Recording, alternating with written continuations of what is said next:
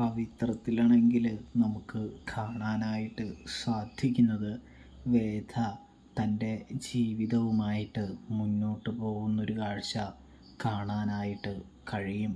അതായത് തുടക്കത്തിൽ വിക്രത്തെ ഒരുപാട് മിസ് ചെയ്യുന്ന വേദയാണെങ്കിൽ പതിയെ വിക്രത്തിൻ്റെ ഓർമ്മകളിൽ നിന്നും മുന്നോട്ട് അത് മറികടക്കുന്ന ഒരു കാഴ്ച കാണാനായിട്ട് സാധിക്കും, കാണാനായിട്ട് കഴിയും.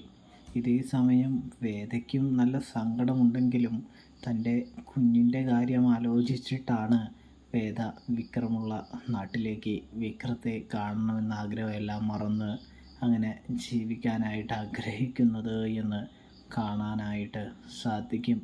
ഇതേ സമയമാണെങ്കിൽ നമ്മുടെ വേദയാണെങ്കിൽ നല്ല രീതിയിൽ കരയുമ്പോൾ ഇപ്പുറത്ത് വിക്രമാണെങ്കിൽ നല്ല രീതിയിൽ തന്നെ ദുഃഖിക്കുന്നുണ്ട്.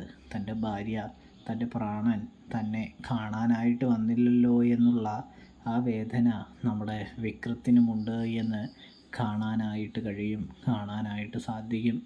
വേദ വിക്രം അവർ തമ്മിലുള്ള അകലം രണ്ടുപേരെയും ഒരുപാട് വേദനിപ്പിക്കുന്നുണ്ട് എന്ന് കാണാം പ്രേക്ഷകരെ, പ്രിയ കൂട്ടുകാരെ.